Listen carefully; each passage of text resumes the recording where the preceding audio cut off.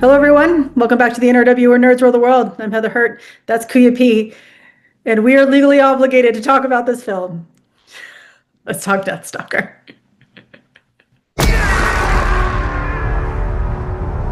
Who is he? They say he was once a knight. Before the war against the Dreadites. Surgeon with a sword. Oh, wow.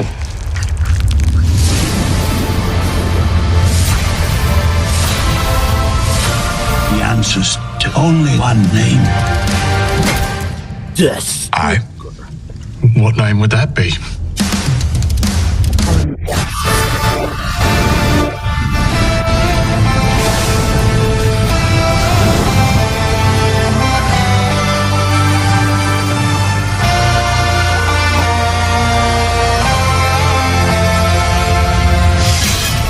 Deathstalker. My old friend. Come and get it.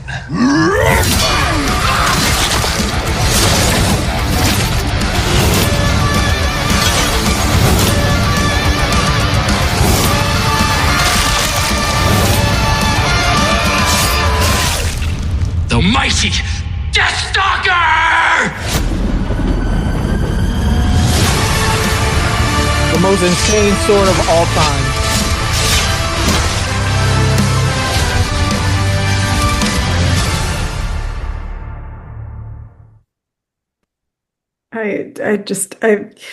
We aren't legally obligated to do it, but we did see it, and I did get to speak to Daniel Bernhardt about this film. And did you talk to the director? Yeah. Yes. Steven Kostanski, who is the director and writer of this film. We did talk to them, so we are going to review it because that is what we should do as critics, as people who are lucky enough to do this type of work. I have just not been looking forward to this, if that is any indication of what my review is going to be of this film. This is Deathstalker, based off of the 1983 film, based off of the Argentinian novel about Deathstalker, a wandering warrior who defeats monsters and does stuff with swords and saves pretty women. The film features Daniel Bernhardt as Deathstalker, who, by the way, in his interview, is unbelievably proud of this film. We talk about this a lot. It takes a village. It can take an entire damn country at times to make these films. And I will say this, Daniel Bernhardt, who plays Deathstalker, was so passionate and so excited about this movie that it did give me a little bit of hope with this film. And I do respect that a whole lot. So I want to preempt this with that. The passion was there. The very, very clear passion for this film was there at the get-go. Patton Oswalt plays the voice of Doodad, and Laurie Field plays Doodad himself. Christina Orhalo plays Brisbane. Paul Lansby as Jotak. Nicholas Rice is Necronominum, and Nina Bergman is Grendel. That's kind of the gist of the entire film. We see Deathstalker. This is a reboot. There are references to the classic story, like you see Munker's bar, which is a joke to play on who the enemy was in the 1980s film. But this is a reboot. This is not anything connected at all to the original film. So with that, Kuya P, what were your initial thoughts? Did you remember the Deathstalker film? All right. So, yeah, when this came along, I was like, oh, this looks epic. The trailer got me. I'm like, okay, this looks cool. Conan-esque. I always liked those barbarian adventures as a kid. And yeah, and the people involved, I was all for it. I had interviewed Steven Kostanski, the writer-director, before on another project he did, and was just kind of cool. Hey, he was a nice guy, really cool guy. He's all about physical effects. And, just has that passionate love for filmmaking, and is a 80s baby kind of person, which has been a lot of his work has been kind of very 80s-esque. So I was like, all right, let's go. That was it. I wasn't familiar until finally diving into the film later, which we'll get into. And then after watching the film, what I did. But yeah, I had nothing beforehand, but I love the concept. And it had a vibe. It looked cheesy, I will say that. So I was ready for the cheese, and yeah, that was my take coming in. As of course, KP said, Conan. This is a very Conan-esque movie, and a lot of us, either '80s babies or '90s babies, we like this type of cheese. We like a good B and C action and horror film. We're those types of people. So honestly, if this movie was good, I think I'd have a worse review than I do with this. I know that sounds weird, but I was hoping for cheese. I was hoping for camp. That's what this movie was always supposed to be. The original Deathstalker, which I had not watched before, but I had seen many Conan, fake seas films after Conan, and that's what this was. And I was hoping that was what this was. And then of course my husband had watched. He actually enjoyed the original Deathstalker, so him and I watched it before I watched this film. He kind of lives up to it. I'm not going to deny it. But I wasn't. So when I went into it, I was expecting cheese and camp. Let's go right into the review from there. Creepy. What were your thoughts? It was cheese in camp. I wanted more from it, but I knew exactly what I was getting, and I think I got what I expected. But I just wish it was stronger, if you will. But it was fun. It was cheesy. It was stupid. That sword, as I said earlier from the trailer, like there's no way that is a useful sword. But yeah, I thought they could have actually gotten even crazier with it, to be honest with you. But there was something there uh, to have fun with. There's definitely moments in there that make it fun and cool. I wish it could have been stronger. It's like watch it for the cheese and moments, but then there's also a lot of not so good moments. But I think I love to hear that, from you when you were, because you interviewed Daniel Bernhardt, that he's a fan of it. Yeah, you love that. You want that of your actors to have fun. Steven Kostanski, when because I interviewed him while you interviewed Daniel, was great to talk to again. Great guy. He said this is a Conan ripoff, and then he started detailing me that this was a throwback to there's like 3 or 4 other previous Deathstalker films. So my thing after the interview and after we had screened this is I went to dive back. I saw the first 2 Deathstalkers. It's exactly like those, if not, giving you a little bit more, to be honest, than those other ones did.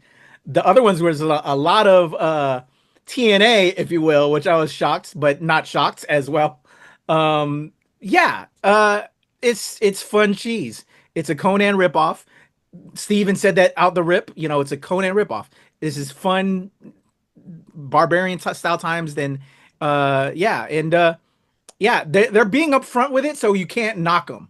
They're being upfront of what it is, and if you love this kind of stuff, they're gonna give it to you, and they're serving it up with nothing hidden in their circumstances. So I got to give it to them. Would I love to be an actor in one of these films? Hell yeah. It just seems like cheesy fun. And who doesn't love a good cheese ball? That's all I can really say. And dive back into the originals and have fun with it. And there's actually a comic book too with Vault that I saw like a year or two ago, because we get a lot of Vault promo stuff. And but didn't put 2 and 2 together that, yeah, that there was a series beforehand, and now we got this brand new one. But yeah, it's all the terrible things that you're gonna say that I know you're getting ready to say, Heather. But also it's cheesy fun, and they're not lying to you that it is terrible. But there's fun and terrible sometimes. Absolutely. And that's the big thing, is you don't go, if you were expecting a serious film with the title Deathstalker, you need to not be watching movies or anything, probably. It was really cool to actually dive in a little bit and actually do the research. This film started as a Kickstarter, as a literal pipe dream. They got funded. They were well funded. And both Steven and Daniel were in it from the jump. They loved this concept. They loved the idea. Daniel, who is, most lead actors don't come in and want to do this from the very, very beginning, but he was in right up front. He really is passionate about this. And one thing that we talk about, Daniel Bernhardt's been in the industry for a hot minute, and he actually corrects me in my interview. I asked him, because he's been a stuntman in the industry since the 80s. And I was just like, how does it feel going from that stunt guy to the lead? And he corrected me. He's like, I was the lead actor in original films, and then I moved into stunting, which I love. Correct me if I am wrong, people. Do it. But what I loved about this is that we've talked about this in a couple of action films. There are our traditional action stars are aging, and we don't need them to be 20-year-olds. We need them to be some retired guy who doesn't give a shit anymore and wants to do stuff and still wants to be an action star. And that is who Deathstalker is. He's just kind of out there doing his thing, living the life that he has to live in a world that he is living in. There's some really good campy lore to this that connects it back to the original stories. It connects it to the comic series. It has Pigface, who I did not mention. That's John Ambrose. Pigface, of course, is the classic villain. And I was so excited to see him back. But it's one of those where if you were expecting me to tell you that this is a good movie as a critic, I have to tell you something. It is not a good film. The first 3.5 minutes are a war scene. I'm not going to spoil anything else. I'm just going to say the first 3.5 minutes are a war scene. And it is great that it is visual, physical effects. I love every moment of it. Oh, yeah. But it also tells you everything you need to know. You've got the dumbest head chop-offs. You've got the dumbest, the most cliche knife in the guts. And that's everything. If it is a C-rated film, I would say that's high. I would say if this is a C-rated film, that is a high marker for this movie. I usually would do this at the end. Should you see this film? I mean, it's only on stream. It only came on video on demand. No, I'm sorry. I do think it did 2 weeks in the theaters. But it is now available on Prime for free. If you need a goofy ass background movie that's bloody and has silly cliche dialogue, this is what you got. You don't need to watch this film. You could have it in the background and hear the words and know exactly what's happening. So with that, if you like, this is the most 80s comeback film that I've seen in the past couple of years. If you want 80s camp, bloody 80s camp, this is what you're going to go watch. This is what you're going to go watch. If you want now, of course, with Running Man out, I'm going to give a Conan reference here. If you want an Arnold movie, like a reboot of an Arnold movie, you go watch Running Man and you go watch that seriously. If you want a C-level remake of a C-level film, you go watch this. I think that's my answer. Creepy, any final thoughts? If you want an A+ remake of a C-level film to get it right to be C-level, this is it. This is tonally what it was before. They just continued it on. And if you love it, then you're here for it. Yeah, I would dive into this for stupid fun again and again. Just like I decided to go back and see those previous Deathstalkers, which are horrible. It's all cheese. And if you want to eat that greasy, cheesy popcorn, you dive in head first and you just munch until you're full. And you probably won't touch it for a year or two until you need it again. Probably never again, honestly. Well, for you, I this is something that I need every now and then to cleanse the palate. And then you throw up all over the place, get it all out of the system until you need it again. And you need that cleanse. It's a cleanser is what it is. And it's perfect. That's what you need. I love everybody that put their themselves into it. Shout out to, again, the cast and crew that we talked to. They all just had fun. This is fun filmmaking, doing stupid shit and having a good old time. And that's why I would recommend this film. That, But that's I fair. completely understand all Heather's points.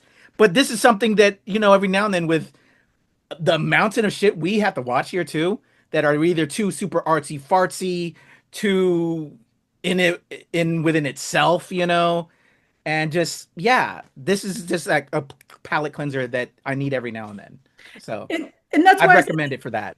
if this was a better film, like a quality critique style better film, and I'm once again, we've talked about this in the past. We will give you the honest critique, but then we will also talk about our own opinions. That's what we try to do here because we don't want this to be boring, very cliche, basic ABC. Critically, this movie is crap. But from a fandom, from a nerd perspective, this is exactly what you want it to be. You do not go in expecting a good movie because that's not what you want. If you're watching this, you don't want a good movie. And I know I've already said this, but it's if you want something campy, if you want something goofy, if you want something that you can clearly tell people had fun making, that's what this is. Yeah. Literally. I'm usually, in our interviews, if you've never watched one before, you should, but if you've never watched one before, Kuyupi and I usually don't talk about when something releases until the end of a film, because that's not the responsibility of the actor, of the writer, of the musician. It's not their responsibility to hype up a film. It's their responsibility to make it sound hyped so that we can then hype it up. The entire time I was talking to Daniel, he was talking about when it came out. He wanted you to see it. He was so passionate about it. He was so excited about it. So if you want a good movie, honey, skip this. You were never the target for this film. If you want something that is going to be camp, that is something that people were just excited and having fun making, this is the movie for you. Period. And I'll add real quick, Heather, I know you're trying to sign us off. People love trauma.